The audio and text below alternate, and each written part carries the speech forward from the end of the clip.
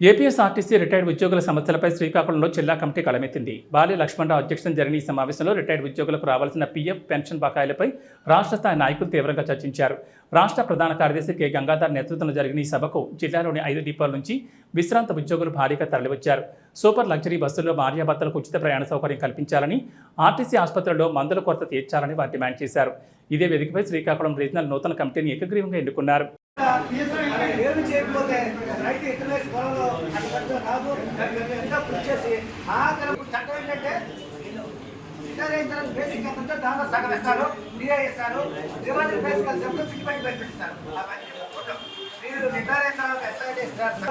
నిలబడి ఎంతో కాలం ఉంటారే చరిత్ర ఎక్కడ లేదు. చాలా ప్రభుత్వం సరే తట్టుకోలేక చచ్చిపోయాడు.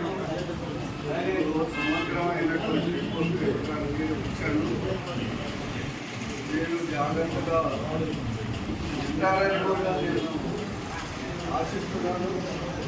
గందరగోళంగా మాట్లాడుకుంటే ఎవరు మాకు ఇది అని చెప్తూ ఉంటాడు.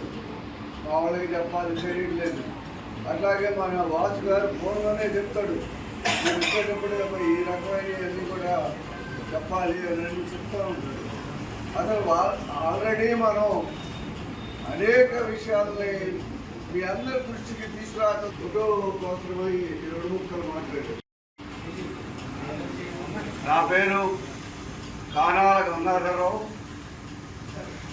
ఏపీఎస్ఆర్టీసీ రిటైర్డ్ ఎంప్లాయీస్ అసోసియేషన్ 95/42/2000 రాష్ట్ర జనరల్ సెక్రటరీగా పనిచేస్తా ఉన్నాం. ఈ 2వ మహాసభ, ఇది శ్రీకాకుళం ఉంది 2వ మహాసభ. ఈ మహాసభ ద్వారాగా మా అధికారులకు కానీ మీడియా దృష్టికి కానీ తీసుకురావాల్సిన ముఖ్యమైన అంశాలను నేను ముందు చెప్తున్నాను. 1/1/20 నుంచి ఇప్పటివరకు రిటైర్డ్ అయిన వాళ్ళకి చాలామందికి లీవ్ ఎన్కాష్మెంట్ రాలేదు, గ్రాట్యుటీ రాలేదు. మా అధికారులు అడిగితే ప్రభుత్వం మాకు డబ్బులు పంపలేదు అంటారు.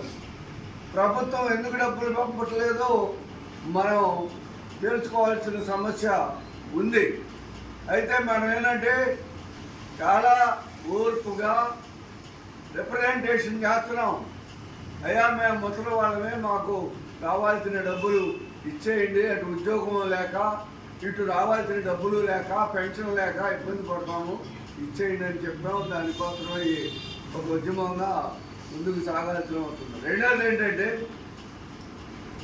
ఆర్టీసీలో ఈహెచ్ఎస్ అని పెట్టారు.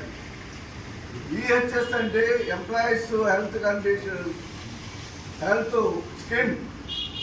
ఈ హెల్త్ స్కీమ్ని మనం 1/1/20 తర్వాత వాళ్ళకి మెడికల్ సౌకర్యం లేదు కనుక వాళ్ళ కోసమై మొట్టమొదటిసారిగా మన అసోసియేషన్ మేనేజ్మెంట్ని డిమాండ్ చేసింది. వాళ్ళు అనేక రకాలుగా తర్జన భర్జనలు పడి మనకు హామీ ఇచ్చారు. మనం తప్పనిసరిగా వాళ్ళకి హాస్పిటల్ సౌకర్యం కల్పిద్దామని, అందువల్లే ఈహెచ్ఎస్ని ద్వారాగా మనల్ని పెట్టారు. అయితే మన డిమాండ్ ఏంటంటే ఎక్కడైతే ఉద్యోగి రిటైర్డ్ అవుతున్నాడో అక్కడే మీరు డబ్బులు కట్టించుకోండి. ఆన్లైన్ అంటారు, ఆన్లైన్ తెలిసి నానా ఇబ్బందులు పడతారు కనుక మీరు అక్కడే కట్టించుకోండి అని చెప్తున్నాం. ఇంకోటి ఏంటంటే ఆర్టీసీ డిస్పెన్సరీ అన్నింటిలో కూడా రోజువారీ మందులు ఇప్పించాలి అని అడుగుతున్నాం. ఇవన్నీ కూడా ఇంకా డిస్కస్ జరుగుతూ ఉంది. ఆ రకమైనటువంటి పద్ధతుల్లో మనమే దాని మీద లేవలేదు. ఇంకోటి గవర్నమెంట్కి మన ఆర్టీసీకి తెలియజేస్తుంది ఏంటంటే, ఇవాళ రాష్ట్ర ప్రభుత్వం ఏర్పడి దాదాపు 14 సంవత్సరాలు అయింది. ఆర్టీసీ ఖాతా బర్కత్పురాలోనే ఉంది, పిఎఫ్ ఖాతా. బర్కత్పురాలో పిఎఫ్ ఖాతా ఉంటానా, ఆర్టీసీ కార్మికుల పిఎఫ్ ఖాతా బర్కత్పురాలోనే ఉంటానా, చాలా ఇబ్బందులు పడుతున్నారు మన ఆర్టీసీ రిటైర్డ్ ఎంప్లాయీ.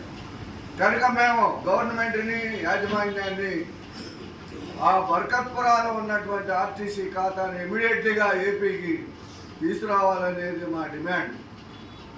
ఇంకోటి ఏంటంటే 1996 నుంచి 2014 వరకు ఉద్యోగంలో ఉండగా మా దగ్గర హైర్ పెన్షన్ కోసమే డబ్బులు కట్ చేశారు వేలాది రూపాయలు. కానీ హైర్ పెన్షన్ ఇవ్వాల. ఇప్పుడు ఇవ్వనప్పుడు మా డబ్బులు మాకు ఇవ్వండి అని మనం డిమాండ్ చేస్తున్నాం. ఆ రకంగా ద్వారకా తిరుమలరావు గారిని మీరు లెటర్ పెట్టమన్నాం. నేను పెడతానన్నాడు, ఆయన పెట్టాడు. ఇంకో అంశం ఏంటంటే అనేక సందర్భాల్లో వాళ్ళకి తెలిసి అందుబాటులో లేక డీడీలు కట్టడంలో మిస్ అయినటువంటి హైర్ పెన్షన్దారులు మరొక అవకాశం ఇవ్వాలి, ఇప్పించాలి మన డిపార్ట్మెంటు అని కూడా మనం అడుగుతూ ఉన్నాం. అదేవిధంగా మన హాస్పిటల్స్లో మందులు చాలా తక్కువగా ఉంటున్నాయి. అన్ని రకాల మందులు ఉంటుందా, కొన్ని ఎగ్గొడుతున్నారు. ఆ మందుల సౌకర్యం మొత్తం కూడా ఆ మందులన్నీ ఇవ్వాలని మేము డిమాండ్ చేస్తున్నాం.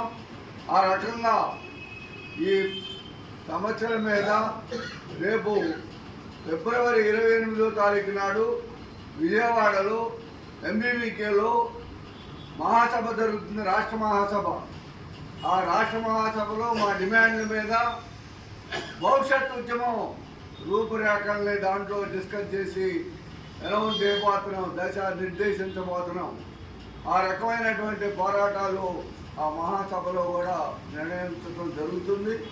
కనుక ఇవాళ ఉన్నటువంటి ప్రధానమైనటువంటి సమస్యలు, ఒకటి లీవ్ ఎన్కాష్మెంట్ వెంటనే ఇవాళ అందరికీ, అట్లాగే ఈహెచ్ఎస్ అది అన్ని డిపోల్లో డిపార్ట్మెంట్లో ఉన్నటువంటి డిస్పెన్సరీల్లో మందులు ఇవ్వాలని, అలాగే 1996 నుంచి 2014 వరకు కట్ చేసినటువంటి అమౌంట్ వెంటనే రిటర్న్ ఇవ్వాలని, అట్లాగే డీడీలు కట్టడంలో మిస్ అయిన వాళ్ళందరికీ కూడా మరొక అవకాశం ఇవ్వాలని మేము ఈ ప్రధానమైన డిమాండ్లని మేము కోరుతూ ఉన్నాం.